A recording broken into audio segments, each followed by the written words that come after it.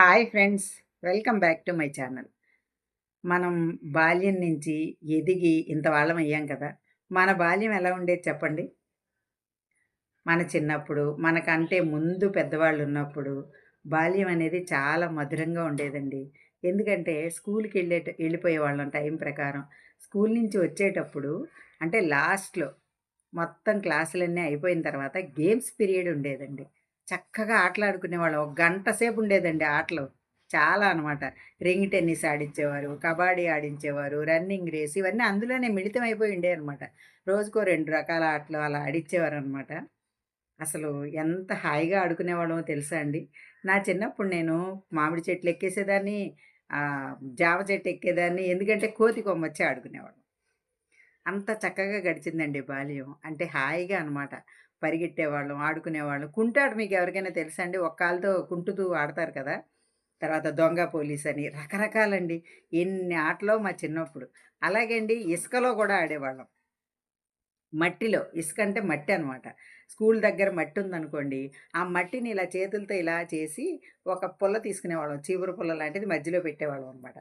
దాన్ని ఇలా, ఇలా, ఇలా అంటూ ఆ పుల్లని ఎక్కడో దగ్గర పెట్టేసి మనం ఇద్దరు కలిసి ఆడే ఆట అనమాట.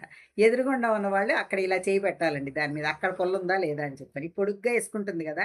మధ్యలో ఆ పుల్లున్న చోట ఇలా పెట్టాలనమాట. అక్కడ ఈ చేతి కింద గనక పుల్లుంటే వాళ్ళు గెలిచినట్టు. లేకపోతే ఓడిపోయినట్టు. అట్లా అనమాట. అలాంటి వెరైటీ అండి.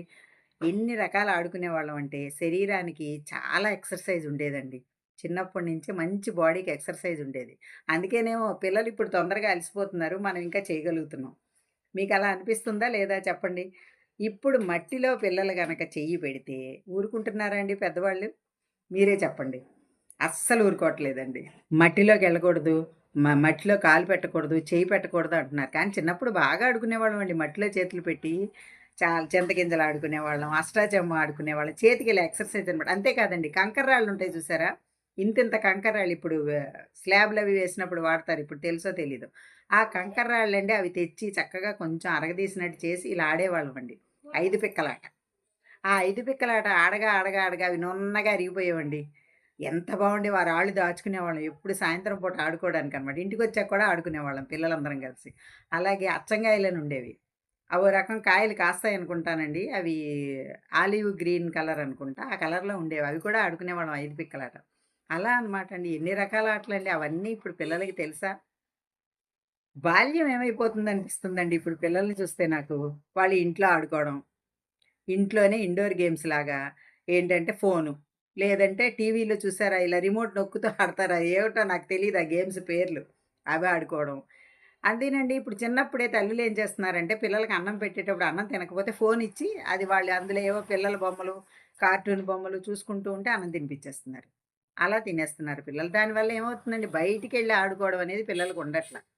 ఒక 5 ఏళ్ళొచ్చిన తర్వాత స్కూల్‌లో అంటే 3 ఏళ్ళకే 2.5 ఏళ్ళు అంటే 3 వచ్చేగానే జాయిన్ చేసేస్తున్నారు. నర్సరీ అని చెప్పని. స్కూల్‌కెళ్ళిపోతున్నారు. ఏదో చిన్న ప్లే స్కూల్ ఉంటే కాస్త ఒక ఆహ్, ఫస్ట్ నర్సరీలో కొంచెం ఏవో ఆటలు నేర్పిస్తారు. అవి కూడా చిన్న పిల్లలు ఏం ఆడేస్తారండి. పరిగెత్తేవి ఆడరు కదా! అట్లా అయిపోతుంది. 5 ఏళ్ల తర్వాత ఇంక కంటిన్యూ స్కూల్ అండి. స్కూల్ టైంకెళ్ళడం, స్కూల్ టైంకి రావడం. ఈ బ్యాగులు మోసుకోవడం, తిరగడం అంటే ఆటోలు, రిక్షాల్లో తిరుగుతున్నారులెండి అది వేరే విషయం. కానీ ఇదే సరిపోతుంది గానీ, వాళ్ళకి శరీరానికి మంచి ఎక్సర్‌సైజ్ ఉండట్లేదనేది నా అభిప్రాయం అండి.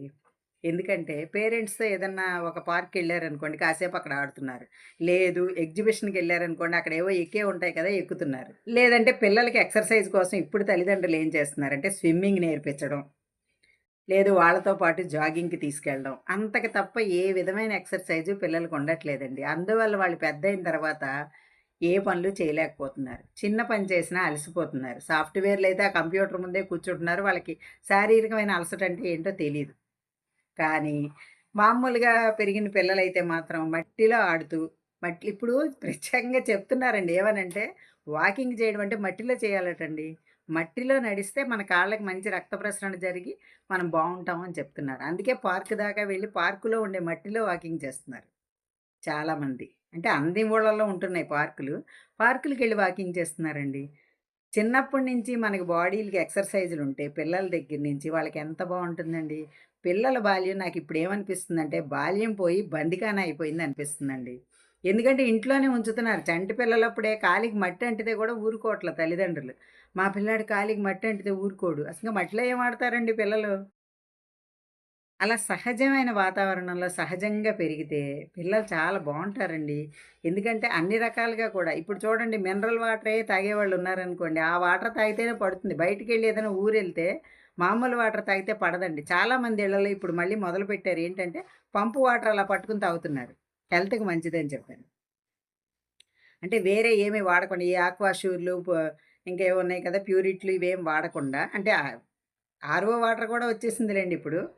కానీ అవేం వాడకుండా సహజమైన వాటర్‌ని వాడడానికి కూడా తల్లిదండ్రులు అదే పెద్దవాళ్ళు ఇష్టపడుతున్నారండి. చాలామంది ఫ్యామిలీస్‌లో ఇప్పుడు పంపులో పట్టుకొని కూడా తాగేస్తున్నారు వాటర్. ఎందుకంటే మనం ఎక్కడికెళ్ళినా ఏ వాతావరణం అయినా మనకి సెట్ అవ్వాలని. అలాగే చిన్నప్పటి నుంచి పిల్లలు చక్కగా మట్టిలో ఆడుతూ, అంటే మట్టిలోనే తిరిగిపోవాలని కాదండి. అన్ని రకాల ఆటలు ఆడాలి. కాళ్ళకి ఎక్సర్‌సైజ్ ఉండాలి, పరిగెత్తాలి, ఇవన్నీ చేస్తే పిల్లలు కూడా హెల్తీగా ఉంటారండి. ఇప్పుడు మనకంటే వాళ్ళు ఎందుకు అలసిపోతున్నారు అన్నదానికి నాకు అనిపిచ్చింది. మనకంటే వాళ్ళు తొందరగా అలసిపోవడానికి కారణం అదే అనిపిస్తుందండి నాకి. మీకేమనిపిస్తుంది చెప్పండి? మీరేమంటారో చెప్పండి? అవునా కాదా? నిజంగా అండి. అసలు పిల్లలకి బాల్యమా, ఇప్పుడు బందికానానా అనిపిస్తుందండి. ఎందుకంటే స్కూల్లో అయిపోతున్నాయి. స్కూల్ అయిపోయిన తర్వాత ట్యూషన్‌కెళ్తున్నారు. చిన్న పిల్లల దగ్గర నుంచే ట్యూషన్. ఎందుకంటే ఇప్పుడు కాంపిటీషన్ యుగం అయిపోయిందండి. మా టైంలో ఇంతంత కాంపిటీషన్ లేవు గదా! ఇప్పుడు కాంపిటీషన్ కోసం వాళ్ళు చదివిస్తున్నారు. తల్లిదండ్రులు, టీచర్లు కూడా కష్టపడి చదివిస్తున్నారు, చేస్తున్నారు. ట్యూషన్‌లు, స్కూళ్ళుతో వాళ్ళకి టైం గడిచిపోతుంది. మిగిలిన టైంలో కాస్త ఫోను చూసుకుంటున్నారు, లేదా టీవీ చూసుకుంటున్నారు. ఇంటికొచ్చి ఫుడ్ తినేసి పడుకుంటున్నారు. మళ్ళీ తెల్లవారు లేచి పరుగులు మొదలే పిల్లలకి. అట్లా ఉంటుందండి ఇప్పుడు బాల్యం. అందుకే నాకొక క్వెషన్ అయిందనమాట. మీ అందరికైతే ఏమనిపిస్తుంది చెప్పండి? కొన్ని స్కూల్లో ఆడిస్తున్నారంటే చాలా తక్కువండి. ఏవైనా ఇలా పరిగెత్తేవి, మట్టిలో ఆడేవి అంత ఏమీ లేవు. జస్ట్ ఏదో క్రికెట్‌లాగా కొంచెం ఆడించడం అట్లాంటివే తప్ప, పెద్దగా ఏం లేవు. స్పోర్ట్స్‌కెళ్ళే వాళ్ళకి మాత్రమే ఆటలుంటున్నాయి. మిగతా వాళ్ళకుండట్ల. అప్పుడు అలా కాదండి. అందరి పిల్లలకి ఉండేవి ఆటలు. ఇప్పుడలా లేదు. అందుకనే నాకు అది అలా అనిపిచ్చిందండి. మనం బంధించేస్తున్నామా పిల్లల్ని పొద్దున్న లేచిన దగ్గర నుంచి వాళ్ళకి సహజంగా పెరగకుండా, మనమే కొంచెం అడ్డుగా తగులుతున్నామా, పిల్లలకి మట్టి అంటకూడదు, తడి అంటకూడదు, ఇలా చేయకూడదు, అలా చేయకూడదని చేయడం వల్ల సెన్సిటివ్‌గా పిల్లల్ని పెంచుతున్నాం. ఆ పెంచడం వల్ల ఏమవుతుందంటే వాళ్ళు ఏ చిన్న ఇదైనా తట్టుకోలేరండి. చూడండి పల్లెటూరులో మట్టిలో తిరిగి, మట్టిలో పెరిగి ఉంటారు చూసారా? వాళ్ళు దేనికైనా సరే తట్టుకోగలరు. ఎండకైనా తట్టుకుంటారు, వానకైనా తట్టుకుంటారు, దేనికైనా తట్టుకుంటారు. అదే మనం ఈ పట్టణాల్లో సున్నితంగా పెంచుతాం చూడండి పిల్లల్ని. అది అంటకూడదు, ఇది అంటకూడదు, ఎండ తగలకూడదని ఏసీల్లో పెట్టి పెంచిన పిల్లలు ఏ మాత్రం వాతావరణం తేడా వచ్చినా తట్టుకోలేరండి. అలా పెంచడం వల్ల ఎంత ఇబ్బందికి గురవుతున్నారండి పిల్లలు. కానీ సమాజం అంతా మారిపోయింది. ఏ ఒక్కరికో ఆలోచనొస్తే ఇది మారదండి. సహజంగానే స్కూళ్ళల్లో కూడా ఆటలవి తీసుకురావాలి. ఆటలకో పీరియడ్ ఉండాలి. కనీసం గంట కాకపోయినా అరగంట అయినా సరే అండి వాళ్ళని ఎక్సర్‌సైజులు చేసేలా ప్రోత్సహించాలి. పొద్దున కూడా మాకు ప్రేయర్ ఉండేదండి. ప్రేయర్ తర్వాత కూడా కొన్ని ఎక్సర్‌సైజులు చేయించేవారు. చేయించి పంపించేవారు క్లాస్‌లోకి. అలా అండి చక్కగా చిన్న చిన్నవన్నమాట. ఏవో ఒకటండి పిల్లలకి బాడీకి ఉండాలి. మానసికంగానే కాదండి. వాళ్ళు చదివి, చదివి, చదివి ఒత్తిడికి లోనవుతారు కదా! అలాంటి పిల్లలకి మన బాల్యాన్ని బందికానాలా మార్చేస్తే కష్టం అవుతుందండి.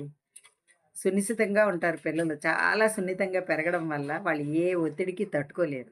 నేను అలాంటి పిల్లల్ని చూశానండి.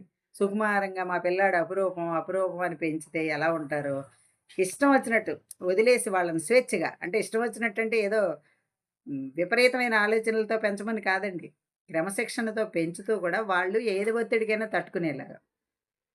అలా పెంచితే పిల్లలు మంచి ఆణిముత్యాల్లా తయారవుతారండి. వాళ్ళు ఆరోగ్యపరంగా బావుంటారు. శారీరకంగా బావుంటారు. మానసికంగా కూడా ఎదుగుదలొస్తుందండి. ఎందుకంటే ఆటల్లో పోటీ ఉంటుంది. నేను గెలవాలి అనే పోటీ. అప్పుడు మైండ్ ఉపయోగిస్తారు. ఈ ఈ ఆటలండి అష్టాచమ్మాలు, చింతగింజలు ఆడవాళ్ళకనుకోండి అవి మగపిల్లలకి కాదు. మగపిల్లలకు కూడా చదరంగం ఉంది. ఏంటి క్యారమ్స్ ఉంది. ఇవి కూడా ఇండోర్ గేమ్సే అయినా కూడా మెదడుకు పని పెడతాయండి. అలా మానసికంగా, శారీరకంగా కూడా ఎదుగుతారు. అన్ని ఆటలు నేను చెప్పలేకపోవచ్చు. కానీ కొన్నైనా సరే పిల్లలు ఆడేలా ప్రోత్సహించాలండి. మనమైనా సరే ఇంటికొచ్చిన తర్వాత స్కూళ్ళలో కుదరకపోయినా ఇంటికొచ్చి ఆ పిల్లల్ని ఒక అరగంట ఆటకొదిలేయాలి. వాళ్ళ ఇష్టం వచ్చినట్టు ఆడుకునేలా వదిలేయాలి. మనం గమనిస్తూ ఉండాలి. మీరేమంటారు? నాకైతే వచ్చిన ఆలోచనండి ఇది. తర్వాత నాకు ఈ వీడియోస్ చేస్తున్నప్పుడు ఒక పెద్దాయన చాలా మంచి సలహా ఇచ్చారు. అది కూడా నేను పాటిస్తూ ఈ వీడియో చేశాననమాట. మీకు ఈ వీడియో నచ్చిందా అండి? నచ్చితే like, share and subscribe my channel. Thank you.